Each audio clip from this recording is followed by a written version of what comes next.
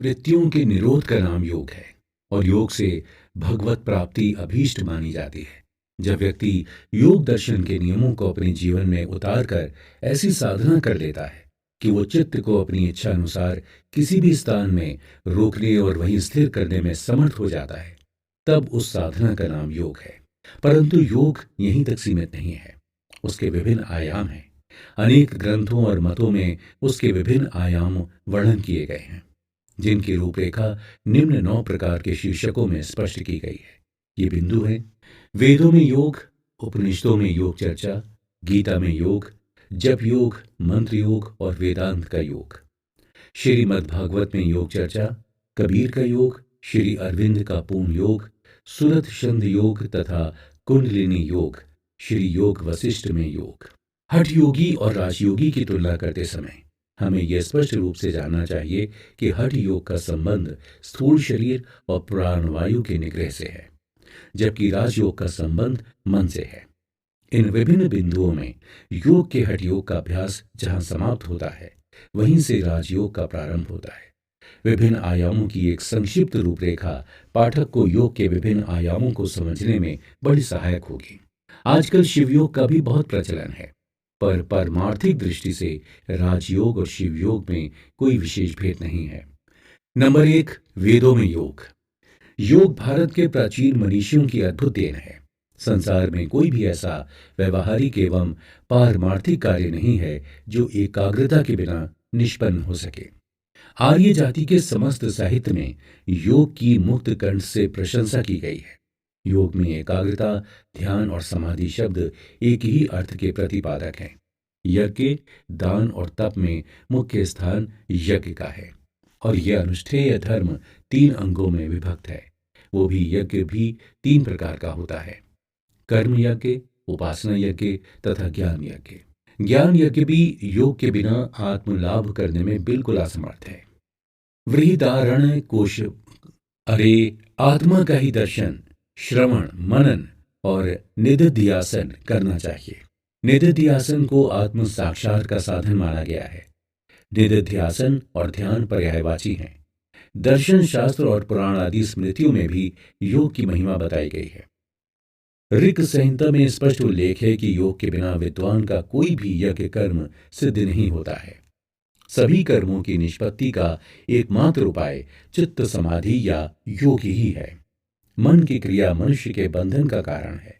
बुद्धि की क्रिया मनुष्य को मुक्त कराने में सहायक है और बुद्धि की क्रिया विचार है, अतः उसके द्वारा चित्त वृत्ति निरोध की क्रिया विचार है। अतः उसके द्वारा चित्त वृत्ति निरोध की क्रियाशैली को योग कहा गया है। योग की क्रियाशैली में यम, नियम, आसन, प्राणायाम, प्रत्याहार, धारणा, ध्यान और समाधि, इन 8 अंगों का वर्णन है। भेद इतना ही है कि किसी में किसी विशेष अंग की महत्ता और विस्तार दिया गया है और अन्य में किसी और का। जैसे हठ योग के 7 अंग, राजयोग के 16 अंग और लय योग के 9 अंगों का वर्णन मिलता है। हठ योग के षटकर्म, आसन, मुद्रा, प्रत्याहार, प्राणायाम, ध्यान और समाधि, ये 7 अंग हैं। सिद्ध, पद्म, सिंह तथा भद्रासन, ये 4 प्रमुख आसन माने गए हैं। मुख्य मुद्राओं के नाम महामुद्रा, नमो मुद्रा, मूलबंध, उड्डीयान, जालंधर बंध, महाबंध, खेचरी, विपरीत करणी, वज्रोली, योनि मुद्रा, शक्ति चालिनी, तड़ागी, मांडूकी, शांभवी, पद्मधारणा, अश्विनी, काकी, पाशिनी, मतंगी और भुजंगी आदि मुद्राएं हैं। प्राणायाम 3 प्रकार का है: रेचक, पूरक तथा कुंभक। कुंभक 2 तरह के हैं: सहित और केवल। राजयोग के 16 अंग हैं। भक्ति तथा 6 दर्शनों के अनुसार राजयोग के 7 अंग हैं। वो सब विचार प्रधान है। धारणा के 2 अंग प्रकृति धारणा और ब्रह्म धारणा है।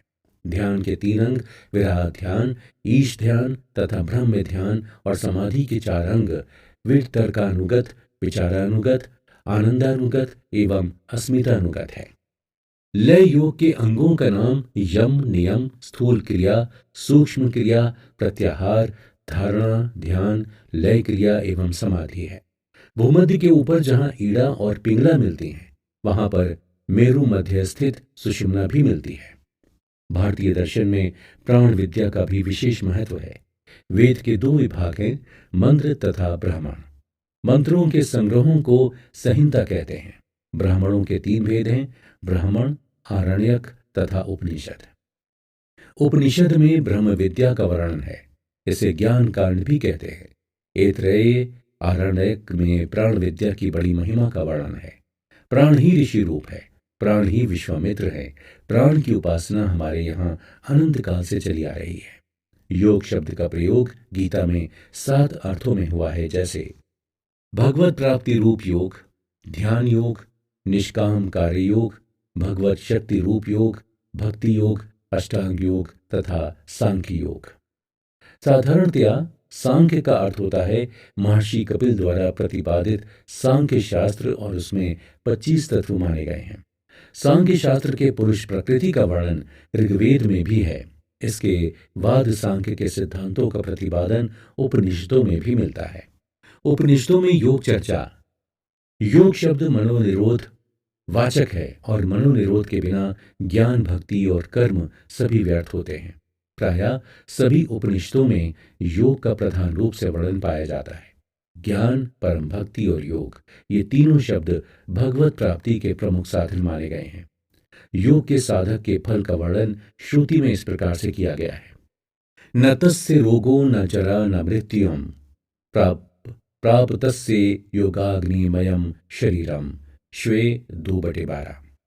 युग्नाग्निमय शरीर जिसको प्राप्त होता है उसे कोई रोग नहीं होता, बुढ़ापा नहीं आता और मृत्यु भी नहीं होती।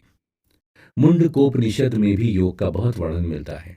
योग का एक अंग ब्रह्मचर्य है, जो 5 प्रकार के यमों में परिगणित है। बृहदारण्यकोपनिषद में भी योग का विशद वर्णन मिलता है। इसके अलावा अन्य उपनिषदों में भी योग का विस्तृत वर्णन पाया जाता है। कैवल्य उपनिषद में एकांत देश में शुचि होकर सुखासन से बैठ गर्दन, सिर और शरीर को सम करें, ऐसा निर्देश दिया गया है। यह भी कहा गया है कि योगहीन ज्ञान और ज्ञानहीन योग कभी मोक्षप्रद नहीं होता। इसलिए ज्ञान और योग, इन दोनों का साधक को दृढ़ता से अभ्यास करना चाहिए। बिना यौगिक साधनों के हमारी पारमार्थिक प्रवृत्ति अधूरी रहती है। वेदांत और योग। वेदांत की दृष्टि में सविशेष ब्रह्म और निर्विशेष ब्रह्म दोनों एक नहीं है। ब्रह्म एक ही है और वो विनिर्शेष है। जो माया का प्रपंच दिखाई देता है वो केवल भ्रम है। अद्वैत वेदांत का यही परम सिद्धांत है। वेदांत में सिद्धियों की आकांक्षा का निषेध किया है। वेदांत में तत्वभक्षी का साक्षात अनुभव आवश्यक है। वेदांत की साधना मुख्यतः ज्ञान साधना है। वेदांत की मुख्य साधना नित्य अनित्य वस्तु विवेक मानी गई है। इसमें विवेक से सत को असत से अलग करना होता है। वेदांत की योग में जीव और शिव की एकरूपता होती है। वेदांत में व्यवहारता, जीव और ईश्वर में जो भेद दिखाई देता है वो परमार्थता नहीं है। वेदांत में मनुष्य की इच्छा और ईश्वर की इच्छा में योग का विधान है। ईश्वर की इच्छा और जीव की इच्छा के एक होने का अर्थ है कि मनुष्य की इच्छा ईश्वर इच्छा के प्रति पूर्ण शरणागत हो, पर इसका अर्थ ये कदापि नहीं कि इस शरणागति में जो कुछ होता है उसे होने दो। ऐसा मानकर चुप रहने की स्थिति ठीक नहीं है। अपनी वृत्ति को विश्व की गति के साथ मिलाना ही इसका उद्देश्य है। इस प्रकार मनुष्य का चित्त अहंकार और ममकार की सीमा से पृथक होकर अपने परमात्मा स्वरूप को अनुभव करता है। मनुष्य की चित्त वृत्ति इतनी विशाल हो सकती है कि उसमें अहंता एवं ममता कुछ भी न रह जाए। चित्त का वास्तविक मोक्ष यही है। वेदांत आत्म स्वातंत्र को ही उच्चतर स्थिति मानता है, जिसमें ध्याता, ध्यान और ध्येय की त्रिपुटी समाप्त हो जाती है। वेदांत में उस चिन्मय ब्रह्म का पता चलता है जो देश और काल से परे है। आचार्य शंकर और योग। कुछ विद्वान योग को आचार्य शंकर को वेदांत प्रणाली के विपरीत मानते हैं, पर आचार्य शंकर योग के विरुद्ध नहीं थे। अद्वैत की सिद्धि बिना निर्विकल्प समाधि के ठीक नहीं हो सकती है। योग या ध्यान का महत्व आचार्य शंकर ने भी माना है। यद्यपि यह सत्य है कि चित्त वृत्ति निरोध रूप योग को आचार्य शंकर ने ज्यादा महत्व नहीं दिया है। उनकी दृष्टि में योग मात्र चित्त वृत्ति निरोध ही नहीं है। श्रुति ने भी योग की महिमा गाई है। ब्रह्मसूत्र भाष्य 1:3:33 आचार्य ने मुमुक्षुओं की 3 श्रेणी बताई हैं। एक वो लोग हैं जिन्हें योग या अन्य किसी साधना की आवश्यकता नहीं है। उनका अंतःकरण का शुद्ध होने से, गुरु द्वारा उपदिष्ट होने पर ब्रह्म का बोध स्वतः हो जाता है। मध्यम और हीन दृष्टि वाले जो साधक हैं, उनके लिए योग और कर्मयोग जरूरी है। योग में जो मनोनिग्रह का कार्यक्रम है, वो उनके लिए जरूरी है, क्योंकि ऐसे लोग मन और शरीर की शुद्धि किए बिना ज्ञानियों की भांति नहीं जा सकते। अतः ऐसे लोगों के लिए निष्काम कर्मयोग तथा भक्ति योग के परिपालन की परम आवश्यकता है, और उन्हें वर्तमान की स्थिति से क्रमशः ऊपर उठना होगा। तभी उन्हें ब्रह्मनिष्ठ होने का सौभाग्य प्राप्त होगा। गीता में योग। गीता का प्रतिपाद्य विषय योग है। भगवान का ही वचन है कि इस योग को हमने वीर विश्वान को बताया था। गीता के 18 अध्यायों में 88 योग कहे गए हैं। जैसे प्रथम अध्याय में अर्जुन के दुख का दुख योग के रूप में वर्णन है। दूसरे अध्याय में कर्म कांड, उपासना कांड और ज्ञान कांड, इन तीनों का समन्वय किया गया है। गीता में भिन्न भिन्न स्थानों में भिन्न भिन्न प्रकार से कथित होने पर भी गीतोक्त योग का लक्षण मूलतः एक ही है। गीता वास्तव में प्रपत्ति योग है। प्रपत्ति गीता में इसे अनेक प्रकार से कहा गया है, जैसे समत्व योग उद्यते गीता 2:48, योगा कर्मसु कौशलम गीता 2:50। गीता का कथन है कि मन का निग्रह कठिन तो है, पर अभ्यास और वैराग्य से मन को वश में किया जा सकता है। ब्रह्म का माया के साथ युगपत संयोग वियोग ही योग है। आजकल योग की चर्चा सर्वत्र है, पर लोग प्रायः ये भूल जाते हैं कि योग का सर्वश्रेष्ठ ग्रंथ गीता ही है। यद्यपि पातंजल योग सूत्र, घेरंड संहिता, शिव संहिता आदि अनेक ग्रंथों में योग का वर्णन है, किंतु गीता योग का एक बड़ा ही महत्वपूर्ण ग्रंथ माना जाना चाहिए। गीता का मुख्य अभिप्राय योग की शिक्षा देना ही है। गीता में आरंभ से अंत तक सभी अध्यायों का नाम योग विशेष है। गीता में योग, योगी शब्द बहुत बार आए हैं, और श्री कृष्ण को योगेश्वर कहा गया है। गीता में 6 अध्याय के 46वें श्लोक में तो भगवान ने अर्जुन को योगी बनने की सलाह भी दी थी। गीता सभी प्रकार के योगों का समान रूप से आदर करती है। उसमें ज्ञान योग, भक्ति योग, कर्म योग, राजयोग और हठ योग आदि अनेक योगों की चर्चा की गई है। यद्यपि यह सत्य है कि गीता का घनिष्ठ संबंध उपनिषदों, महाभारत और ब्रह्म सूत्रों से है, फिर भी गीता में योग प्रतिपाद्य विषय है। गीता के 18 अध्याय 3 भागों में विभक्त हैं, और प्रत्येक विभाग में 6 अध्याय हैं। प्रत्येक 6 अध्यायों में एक नवीन उपदेश मिलता है। पहले के 6 अध्यायों में श्री कृष्ण ने 5 प्रकार की साधन प्रणाली का वर्णन किया है। वो योग साधनों के एक न एक अंग से मेल खाता है। दूसरे अध्याय में सांख्य योग की प्रणाली का विशद वर्णन है, जिसका सीधा संबंध ज्ञान योग से है। गीतोक्त सांख्य योग एक ऐसा योग है जो तत्व ज्ञान द्वारा प्राप्त होता है। तीसरे अध्याय में कर्म योग का वर्णन है, जहां पर फल की इच्छा को त्याग कर कर्म को कर्तव्य रूप में करने का आदेश दिया गया है। चौथे अध्याय का नाम ज्ञान योग है, और 5वें अध्याय में संन्यास द्वारा योग साधन करने की बात कही गई है। छठा अध्याय का नाम अभ्यास योग है, और कहीं कहीं इस अध्याय का नाम ध्यान योग तथा अध्यात्म योग भी है। चौथे अध्याय के आरंभ में जिस योग की चर्चा की गई है, उसे अव्यय योग भी कहते हैं। गुरु शिष्य परंपरा में ज्यों ज्यों योग का प्रचार होता गया, उसकी विभिन्न शाखाएं प्रशाखाएं फूटने लगीं। किसी ने ज्ञान को प्रधान माना, तो किसी ने भक्ति को, और किसी ने कर्म को। इस प्रकार एक सर्वव्यापी योग के अनेक टुकड़े हो गए, और लोग प्रत्येक टुकड़े को एक एक योग मानने लगे। लोग एक देशीय योग को पृथक से मानने लगे। अतः गीता में पुरातन अव्यय योग की अर्जुन को शिक्षा देकर उसे पुनः स्थापित किया गया है। हमें ये देखना होगा कि पहले के 6 अध्यायों में भगवान ने एक देशीय योगों का वर्णन किया है। दूसरे और तीसरे अध्याय में योगियों के निष्काम कर्म योग के साथ सांख्य के निष्कर्म तत्व ज्ञान को मिला रहे हैं। उन्होंने हमें बताया कि सांख्य और योग को पृथक मानना भूल है। कर्म योग में ये बात बताई गई है कि केवल कर्म करना ही पर्याय नहीं, बल्कि उसमें ईश्वरार्पण ज्ञान भी होना चाहिए। मची सर्वाणी कर्माणि संन्यस्य। चौथे अध्याय में ज्ञानियों को बताया गया है कि भगवान के दिव्य जन्म कर्म का ज्ञान होना अत्यंत आवश्यक है। 5वें अध्याय में बतलाया गया है संन्यास कर्म का नहीं, बल्कि कर्म फल का होना चाहिए। 6ठे अध्याय में आनंद की खोज में राजयोगी है। वो आनंद कृष्ण से मिलता है।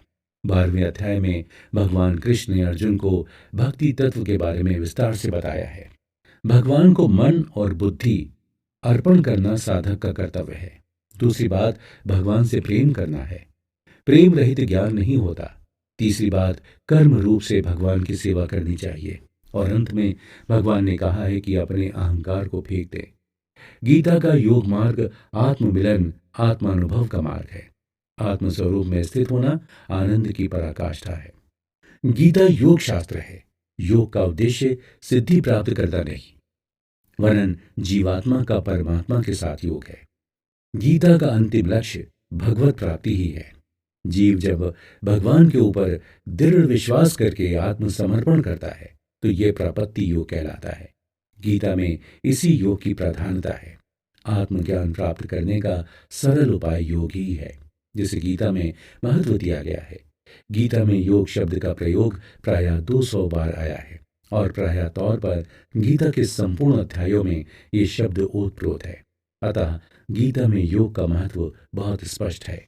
नंबर 4, जप योग तथा मंत्र योग। जप योग शब्द के अनेक अर्थ हैं, परंतु इसके मुख्य 2 अर्थ हैं। एक है जोड़ना और दूसरा है उपाय। योग साधन में साधक के मन को भगवान से जोड़ता है। साधक के एक होने पर भी उसे सिद्ध करने के अनेक साधन हैं। ऐसे सब साधनों का सामान्य नाम योग है और फिर उसमें भेद सूचक शब्द लगाकर उसे कर्मयोग, ज्ञान योग, भक्ति योग, हठ योग, नाद योग, लय योग तथा जप योग का नाम दिया गया है। जप योग की महत्ता योग के इन साधनों में किसी भी प्रकार कम नहीं है। हमारे ऋषियों ने भगवत प्राप्ति के अनेक साधन निर्मित किए हैं। जप योग की भी एक शास्त्रोक्त और अनुभव सिद्ध साधन माना गया है। गीता में भी भगवान ने जप यज्ञ को अपनी विभूति बताया है और ये जप यज्ञ सबके लिए सुगम भी है। गीता के 10/25 वैदिक युग में जप यज्ञ का स्वरूप स्वाध्याय था। स्वाध्याय का अर्थ वेदाध्ययन होता है। वेदाध्ययन के पश्चात उसका पारायण करना तथा वेद मंत्रों के जपने को मुख्य तप माना गया है। धीरे धीरे वैदिक मंत्र पीछे छूट गए और पौराणिक मंत्र तंत्र आगे बढ़ गए। देवालय, देव प्रतिमा तथा तीर्थ क्षेत्रों में पौराणिक मंत्रों के जप तथा भगवत स्मरण को महत्व दिया जाने लगा। मनु ने जप यज्ञ का महात्म्य बताया है। इसका पूर्ण विवरण मनुस्मृति 2:85-86 में देखा जा सकता है, जिसमें कहा गया है कि कर्म यज्ञों की अपेक्षा जप यज्ञ 10 गुना श्रेष्ठ है। उपाशु जप 100 गुना और मानस जप सहस्त्र गुना श्रेष्ठ है। महर्षि पतंजलि ने अपने योग सूत्रों में मंत्र सिद्धि को माना और कहा है कि ईष्ट मंत्र के जाप से ईष्ट देव के दर्शन होते हैं। प्रणव मुख्य मंत्र माना गया है और उसके अर्थ की भावना करते हुए उसका जप करने से सिद्धि प्राप्त होती है। महर्षि पतंजलि ने प्रणव जप को श्रेष्ठ माना है क्योंकि प्रणव वेदों का मूल है। श्रुति में भी प्रणव की महिमा कही गई है। प्रणव के बाद दूसरा महत्वपूर्ण गायत्री मंत्र है। ये वैदिक मंत्र है तथा सभी प्रकार की सिद्धियों को देने वाला है। इसके बाद पौराणिक मंत्र भिन्न भिन्न देवताओं के मंत्रों के रूप में आते हैं और इन्हीं का आजकल बड़ा प्रचार है। इन प्रमाणों से स्पष्ट है कि मंत्र जाप या जप योग सर्वमान्य साधन है। इससे सब प्रकार की सिद्धियां मिलती हैं। नाम स्मरण और मंत्र जप 2 भिन्न भिन्न साधन है। दीक्षा, मंत्र जप यज्ञ है और वो ईश्वर की विभूति भी है। यज्ञ का अधिकार दीक्षा विधि से ही प्राप्त होता है। ये वैदिक नियम है। अतः अधिकारी पुरुष से दीक्षा लेकर ही मंत्र का जप करना चाहिए। दीक्षा विधि के लिए शुभ समय, शुभ स्थान और चित्त की प्रसन्नता तथा उत्साह का बड़ा महत्व है। जप विधि, श्री गुरु के दीक्षा लेकर साधन मंत्र का जप आरंभ करना चाहिए। किसी एकांत पवित्र स्थान के पूर्व या उत्तर दिशा में मुख करके इष्ट देव और गुरु का स्मरण करते हुए आसन पर बैठें। स्वस्तिक, पद्मासन या सिद्धासन में कोई एक आसन भी लगा लें। दृष्टि को नासाग्र पर रखकर कुछ देर प्राणायाम करें तथा माला हाथ में लेकर जप आरंभ करें। मेरु कणिका का उल्लंघन ना करें। जप के मुख्य प्रकार ये हैं: नित्य जप, नैमित्तिक जप, काम्य जप, निषिद्ध जप, प्रायश्चित जप, अचल जप, चल जप, वाचिक जप, उपाशु जप, भ्रमण जप, मानस जप, अखंड जप, अचपा जप, प्रदीक्षिणा जप आदि। मन में ब्रह्म भावना कर मंत्र कहते हुए परिक्रमा भी करें। योग और जप योग में इसका साम्य है। योग के यम और नियम आदि आठों के अंग जप में आ जाते हैं। यम ये बाह्य इंद्रियों का निग्रह अर्थात दम है। नियम अंतर इंद्रियों का निग्रह अर्थात शम है। आसन स्थिरता से सुखपूर्वक बैठने को आसन कहा जाता है, जो जप में भी होता है। प्राणायाम विशिष्ट रीत से श्वास क्रिया करना प्राणायाम है, जिसे जप के दौरान करना चाहिए। प्रत्याहार जब शब्द आदि विषयों में मन भटकने लगे तो वहां से लौटाकर अंतर्मुख करना ही प्रत्याहार है, जो जप में भी करना पड़ता है। धारणा जप में भी एक ही स्थान में दृष्टि को स्थिर करना आवश्यक माना गया है। ध्यान जप में चित्त की एकाग्रता का ध्येय पर भी होना आवश्यक होता है। समाधि जप में ध्येय के साथ तल्लीनता तथा एकाकारता आवश्यक मानी गई है। कर्म उपासना ज्ञान और योग के मुख्य अंग जप योग के अंतर्गत निहित है। नंबर 2 है मंत्र योग। मंत्र योग का प्रमुख अंग भक्ति है एवं ज्ञान से परे परमात्मा को भक्ति के द्वारा ही प्राप्त किया जा सकता है। भक्ति से परम आनंद और कैवल्य दोनों की प्राप्ति होती है। भक्ति वैधि भक्ति, नवधा भक्ति, इस विधि से साधन होने वाली भक्ति को वैधि भक्ति कहते हैं। नवधा भक्ति के 9 अंग होते हैं। 1 श्रवण भगवान का मधुर नाम कान में पड़ते ही हृदय के सभी विकार नष्ट हो जाते हैं। अध्यात्म में श्रवण का बड़ा महत्व माना गया है। कीर्तन भगवान ने स्वयं कहा है कि वैकुंठ में मैं चाहूं रहूं या ना रहूं तथा योगियों के हृदय में भी मेरा पता ना लगे, पर जहां मेरे भक्त मेरे गुणों का गान करते हैं वहां मैं अवश्य रहता हूं। ना हम वसामि वैफू फंडे योगिनाम हृदयापि वा भदक्ता यत्र गायत्री तत्र तिष्ठामि नारद। स्मरण जो व्यक्ति आनंद चित्त होकर मेरा सतत स्मरण करता है उसके लिए मैं सतत सुलभ रहता हूं।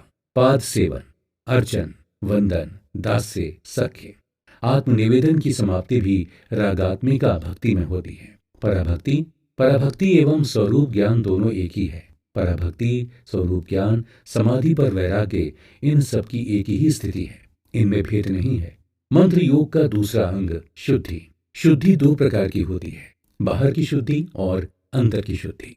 बहिर्शुद्धि में 3 प्रकार की शुद्धि अपेक्षित है, शरीर की शुद्धि, स्थान की शुद्धि और दिशा की शुद्धि। अंतर शुद्धि में मन की शुद्धि मंत्र योग में बहुत आवश्यक है। शरीर की शुद्धि स्नान से होती है। दिशा शुद्धि दिन में पूर्व मुख या उत्तर मुख बैठें तथा रात्रि में उत्तर मुख बैठकर पूजा करें। मंत्र योग का तीसरा अंग आसन। आसन का वर्णन गीता के 6ठे अध्याय में इस प्रकार है। पवित्र स्थान पर स्थिर आसन लगाने, बहुत ऊंचा न बहुत नीचा हो। पहले कुश का आसन, उस पर मृग चर्म तथा उस पर वस्त्र का आसन होना चाहिए। एकाग्र मन से आसन पर बैठें। शरीर, पीठ, मस्तक तथा गर्दन को समदेश में अचल रखकर इधर उधर ना देखें। मंत्र योग का चौथा अंग पंचांग योग। अपने इष्ट देव के प्रति गीता सहस्त्रनाम सत्वन कवच हृदय पाठ प्रतिदिन योगी को करना चाहिए। मंत्र योग का 5वां अंग आचार। साधक के लिए शुद्ध आचार और व्यवहार आवश्यक माने गए हैं। मंत्र योग का 6ठा अंग धारणा। धारणा साधन की सफलता हेतु बहुत आवश्यक है। धारणा 2 प्रकार की होती है, बहिर्धारणा, अंतर्धारणा। बाहर के पदार्थों जैसे मूर्ति विग्रह चित्र आदि की धारणा बहिर्धारणा कहलाती है और अंतर जगत के विषयों की धारणा आंतरधारणा कहलाती है। मंत्र योग का 7वां अंग दिव्य देश का सेवन। देवी शक्ति के आविर्भाव एवं इष्ट देव के दर्शन हेतु दिव्य देश सेवन आवश्यक माना गया है। मंत्र योग का 9वां अंग मुद्रा। मंत्र योग का 10वां अंग तर्पण। हवन, बलि, योग, जप, ध्यान तथा समाधि माने गए हैं। श्रीमद् भागवत में योग चर्चा। श्रीमद् भागवत तो वैसे भक्ति योग का ग्रंथ माना जाता है, लेकिन भक्ति के साथ साथ उसमें अष्टांग योग का भी विवरण है। वैदिक संहिताओं में हमें योग की प्रारंभिक और सुस्पष्ट रूपरेखा मिलती है। कालांतर में ये पतंजलि योग दर्शन के रूप में हमारे सामने आती हैं। श्री भागवत में भक्ति के साथ साथ अष्टांग योग का भी विस्तृत वर्णन है। अनेक स्थानों पर योग का प्रत्यक्ष या अप्रत्यक्ष रूप से वर्णन किया गया है। योग विषयक अप्रत्यक्ष निर्देशों के उदाहरण भागवत के प्रथम स्कंध में बहुतायत में मिलते हैं। चतुर्थ स्कंध में सती के शरीर दाह की कथा है। गोस्वामी जी ने शरीर त्याग की इस प्रक्रिया को जोग अगिन तनु जारा कहकर की। सती जो पहले आसन मारकर इस प्रकार बैठ गई कि उनके प्राण संचार जनित अंगों के संचालन बिल्कुल बंद हो गए, और तब प्राण और अपान को निरोध कर एक वृत्ति बनाकर नाभि चक्र मणि में रखा। बाद में नाभि चक्र में से उदान वायु को उठाकर हृदय में ले आई। वहां से भी वायु को कंठ मार्ग से भूमध्य आज्ञा चक्र में ले आई। उदान को वहीं टिकाकर सती ने अपने अंगों में वायु तथा अग्नि की धारणा धारण की, जिससे उनका शरीर एकदम जल उठा। इससे स्पष्ट है कि उस समय महिलाओं में भी योग का बहुत प्रचार और प्रसार था। वृत्ति ने भी भगवान के चरणों में मन लगाकर समाधि के द्वारा अपने प्राण छोड़े थे। कृष्ण ने भी अपने जीवन में योग का आश्रय लेकर अनेक आश्चर्यजनक अलौकिक घटनाएं की थी, जिनके अनेक उदाहरण भागवत के 10वें स्कंध में वर्णित है। इसीलिए वो योगी तथा योगियों में श्रेष्ठ बतलाए गए हैं। श्री भागवत में अष्टांग योग का प्रत्यक्ष वर्णन भी मिलता है। भागवत के 3 स्कंधों में योग का विशेष विवरण मिलता है। दूसरे स्कंध के अध्याय 1 तथा 2 में, तीसरे स्कंध के 25वें तथा 28 अध्यायों में, जिसमें कपिल ने अपनी माता देवहूति को योग का उपदेश दिया था, और फिर एकादश स्कंध के अध्याय 13 में योग का वर्णन, अध्याय 14 में ध्यान योग का वर्णन, अध्याय 15 में अणिमा आदि 18 सिद्धियों का वर्णन, अध्याय 19 में यम नियम आदि का वर्णन, अध्याय 28-29 में ज्ञान योग तथा भक्ति योग तथा अष्टांग योग का वर्णन किया गया है। भागवत का अष्टांग योग स्वतंत्र साधन के रूप में वर्णित है। ये योग भक्ति, ज्ञान और कर्म का समान रूप से सहायक माना गया है। योग के 8 अंग यम, नियम, आसन, प्राणायाम, प्रत्याहार, धारणा, ध्यान तथा समाधि हैं। इनमें से यम तथा नियम का वर्णन 11वें स्कंद के अध्याय 19 में मिलता है। पतंजल सूत्रों में यम तथा नियम केवल 5 प्रकार के बताए गए हैं, जबकि भागवत में उनमें से प्रत्येक के 12 भेद माने गए हैं। उनके नाम हैं अहिंसा, सत्य, अस्तेय, असंग, ह्री, असंयम, आस्तिक, ब्रह्मचर्य, मौन, स्थैर्य, क्षमा, अभय। इसी प्रकार नियम के भी 12 भेद बताए गए हैं। उनके नाम हैं शौच, अभ्यांतर, जप, तप, होम, श्रद्धा, आतिथ्य, भगवत दर्शन, भगवदर्शन, भगवदर्शन, तीर्थाटन, परार्थ चेष्टा, संतोष, आचार्य सेवन। भागवत के एकादश स्कंध में प्रतिकूलेन वाचित्तम 3/28/19 उल्टे क्रम से प्राणायाम करने की विधि बताई गई है, अर्थात साधारण नियम का उल्टा क्रम रेचक, पूरक और कुंभक है। इसका दूसरा अर्थ ये भी है कि बाणी बाईं नाड़ी से पूरक तथा दाहिनी नाड़ी से रेचक, अथवा इसका उल्टा दक्षिण नाड़ी से वायु भरकर बाईं से रेचक करें। प्राणायाम को 3 कालों में प्रातः, मध्याह्न तथा सायंकाल करना चाहिए। मन में एक वस्तु को टिकाने का नाम धारणा है। भागवत में ध्यान के विषय में बहुत कुछ कहा गया है, और ध्यान के बाद समाधि का स्थान है। श्री भागवत में अष्टांग योग को भक्ति के साथ संबद्ध किया गया है, क्योंकि वास्तव में योगी एक शुष्क साधक नहीं है। बिना भक्ति के योग विहित समाधि कभी संभव नहीं है। व्यास जी ने तो स्पष्ट शब्दों में कहा है कि योग का उद्देश्य कायाकल्प नहीं है, बल्कि उसका ध्येय हमें अपने चित्त को भगवान में लगाना है और भगवत परायण होना है।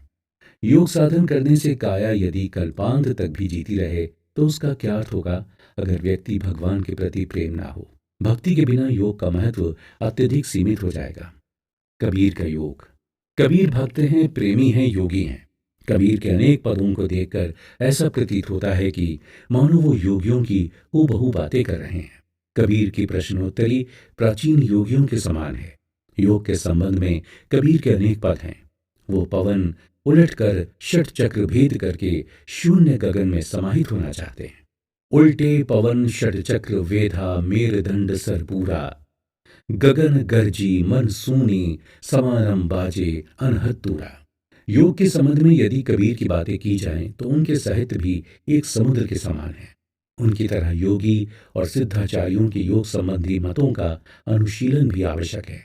जैसे गोरक्ष संहिता में अथ से इति तक क्रिया सिद्धि योग की बात है। मध्य युग में अनेक संतों की वाणी है, उनमें योग के संबंध में विशद प्रकाश डाला गया है। कबीर ने हिंदू, मुसलमान, सूफी, वैष्णव, योगी जनों सभी की साधनाओं को देखा और परखा है, लेकिन फिर भी उन मतों की संकीर्ण सांप्रदायिकता कबीर को प्रिय नहीं है। अतः कबीर ने खंडन का भी आश्रय लिया है उन्होंने जिन मतों का ग्रहण किया है उसे अपनी विशेष व्याख्या से अपनी विशेष शैली के अनुरूप बना लिया है। कबीर के योग मत में भी यही बात कही जा सकती है। उन्होंने कुछ अंशों तक उन्हें माना है, कुछ अंशों को छोड़ दिया है और किसी अंश पर कठोर प्रहार भी किया है। उनके योग संबंधी विचार निश्चय ही बड़े क्रांतिकारी हैं। कबीर ने योग तथा योगियों की भरपूर प्रशंसा की है। उन्होंने योगी के वेश को सुरति निरति द्वारा सजाया है। देखें, अवधु योगी जगथै न्यारा, मुद्रा निरति सुरति करी सीगी नाद ना खंडय थारा। पद 69। कबीरदास जी कहते हैं कि मन को मस्त कर देने वाले राम रसायन पान करना चाहिए। ये दुनिया भ्रमों में भूली है। ये दुनिया कोई भरम भुलानी गगन मंडल में घर बनाना होगा, क्योंकि वहीं अमृत भरता है। अवधू गगन मंडल घर की जय, अमृत झरए सदा सुख उपजय, वक नाली रस पीवै।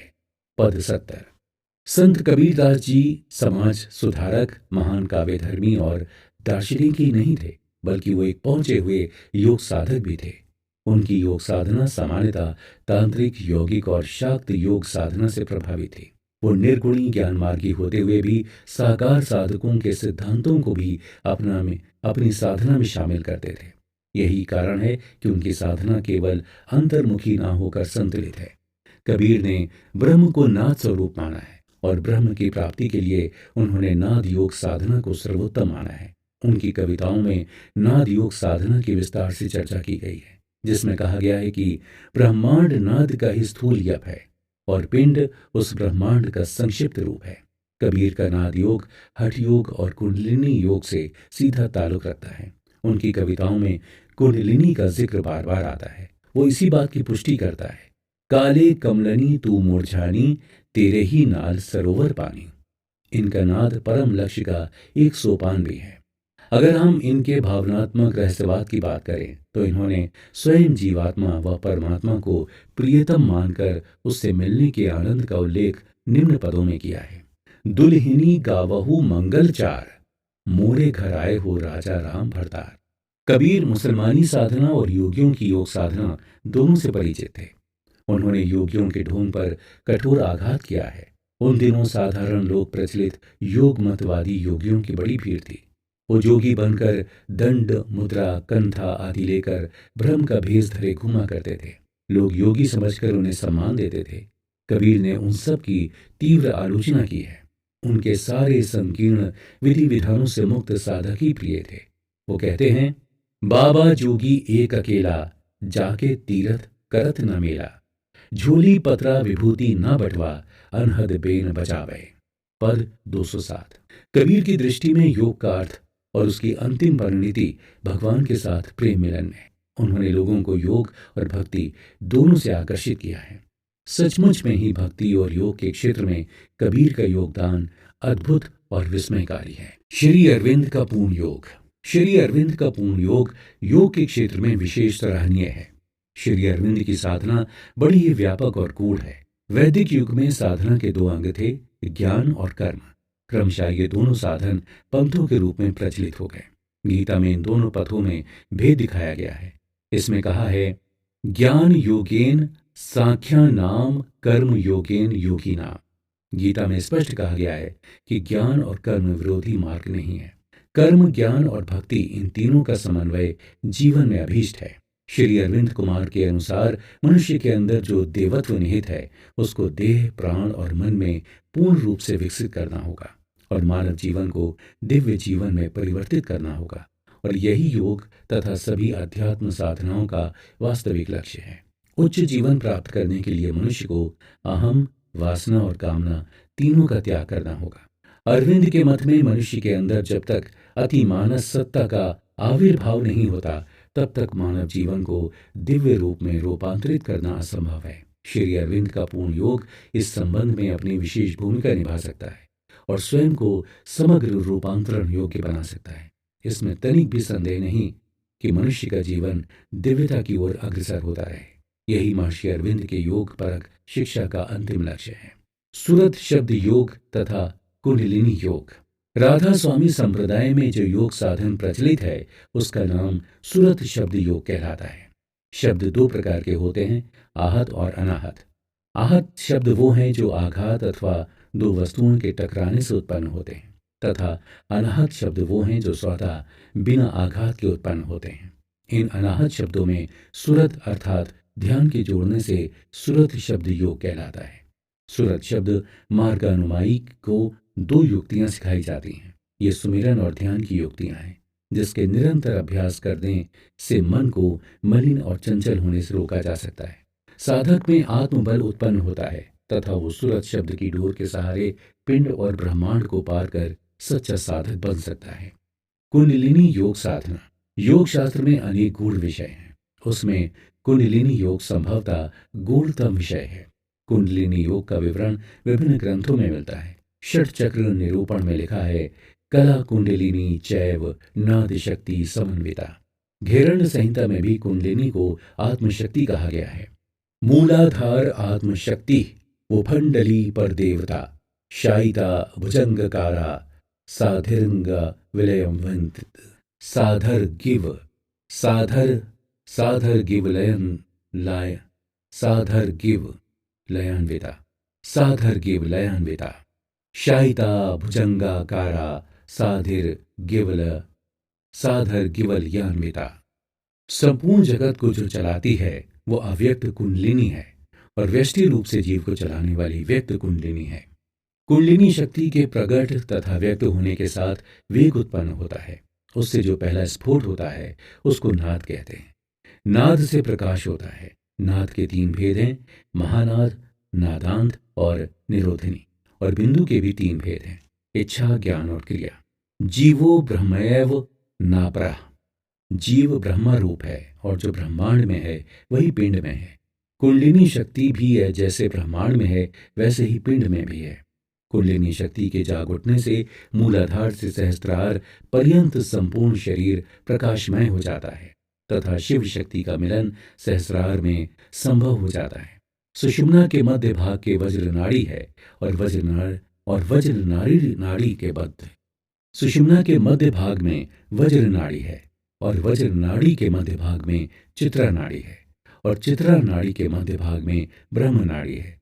सुषुम्ना नाड़ी अग्नि स्वरूपा है, वज्र नाड़ी सूर्य रूपा है और तिरंगणी नाड़ी पूर्ण चंद्रमंडल रूपा है। कुंडलिनी जब ऊर्ध्वगामिनी होती है, तीन नाड़ियों को स्पर्श करती हुई चलती है। चित्रा नाड़ी को ब्रह्म द्वार भी कहते हैं। इसी नाड़ी के पास कुंडलिनी ऊर्ध्वगामिनी होती है। यम, नियम और आसन, इन तीन साधनों के सिद्ध होने पर नाड़ी शुद्ध हो जाती है। खेचरी मुद्रा यदि सिद्ध हो जाए तो नाड़ी शुद्धि तथा भूत शुद्धि की आवश्यकता नहीं होती। खेचरी सिद्ध होने पर प्राणायाम करके खेचरी भी करें। खट योग में खेचरी मुद्रा का बड़ा महत्व है। योग साधन के साथ कुंडलिनी सागर का बड़ा घनिष्ठ संबंध है। कुंडलिनी की गति प्रकाश की गति की अपेक्षा तेज है। कुंडलिनी का जागरण हर योग साधक के लिए बड़ा ही लाभकारी उपाय है। इससे मनुष्य का शरीर और चित्त पर पूर्ण अधिकार हो जाता है। योग वासिष्ठ में योग। श्री योग वासिष्ठ भारत के आध्यात्मिक ग्रंथों में बहुत ही प्रसिद्ध ग्रंथ है। इसमें वशिष्ठ ऋषि द्वारा श्री राम को दिए गए आध्यात्मिक उपदेशों को सरल भाषा में वर्णन किया गया है। योग वशिष्ठ में योग शब्द का अर्थ है संसार सागर से पार होने की युक्ति। योग का असली ध्येय तुरीय नामक परम आत्मा में स्थिति, जिसमें हमें जागृत, स्वप्न और सुषुप्ति किसी का अनुभव ना हो और हमें निरंतर परम आनंद की अनुभूति हो सके। योग की तीन रीतियां मानी गई हैं: तत्व की दृढ़ भावना, मन की शांति और प्राणों के स्पंदन का निरोध। योग वशिष्ठ कहते हैं कि प्राणों के निरोध की अपेक्षा मन को शांत करना अथवा एक तत्व का दृढ़ अभ्यास करना अधिक सरल है। एक तत्व का दृढ़ अभ्यास तीन प्रकार से किया जा सकता है। ब्रह्म भावना, विचार द्वारा यह निश्चय कि केवल एक ही अनंत आत्म तत्व है। अभाव भावना, पदार्थों के अत्यंत असत समझकर ये भावना करें कि ब्रह्म आत्मा के अतिरिक्त इस जगत में कोई दूसरा पदार्थ नहीं है और सब दिखाई देने वाले पदार्थ वस्तुतः ब्रह्म ही हैं। केवली भाव, इसमें केवल एक आत्म तत्व की स्थिति मानी जाए, इस पर जोर दिया जाता है। इस ग्रंथ में निम्न बिंदुओं पर बड़ी सरल चर्चा पाई जाती है। मनोलय, मन ही संसार को उत्पन्न करने वाला और चलाने वाला है, अतः मन के शांत होते ही जीवन में परम शांति आ जाएगी, ऐसा इस ग्रंथ का मत है। संकल्प त्याग, संकल्प मन का बंधन है। संकल्प के अभाव को मन की युक्ति समझना चाहिए। भोगों से विरक्ति। जब तक भोगों से विरक्ति नहीं होगी, तब तक हम दुखों से पार नहीं जा सकते। अहम भाव का नाश। अहम भाव के दृढ़ होने पर संसार के सत्य होने का भ्रम उत्पन्न होने लगता है। वासना त्याग। चित्त यानी मन का असली रूप वासना को मानना चाहिए। वासना और मन पर्यायवाची शब्द है। ऐसा मानना चाहिए, जिस व्यक्ति की वासनाएं क्षीण हो गई हैं, वो परम शांति का अनुभव करेगा। असंग का अभाव। जीवन के कुसंग का सर्वत्र त्याग करना अपेक्षित है। असंग की भावना जीवन में आनी ही चाहिए। कर्तव्य भाव का त्याग। हम करता हैं, यह हमारी सबसे बड़ी भूल है। इसका संपूर्ण त्याग आवश्यक है। लय क्रिया का अभ्यास। देह, इंद्रिय, मन, बुद्धि, इन सब को लय करने का साधक को यत्न करना चाहिए। प्राण निरोध। प्राण के स्पंदन रुक जाने से मन शांत होने लगता है। योग की 7 भूमिकाओं का भी योग वशिष्ठ में वर्णन है। इनके नाम हैं शुभेच्छा, विचारणा, तनुमानसा, सत्वापत्ति, असंसक्ति, पदार्थ भाषणी और तुर्यगा कहा गया है। अतः योग के क्षेत्र में श्री योग वशिष्ठ का बहुत ही महत्वपूर्ण स्थान माना गया है।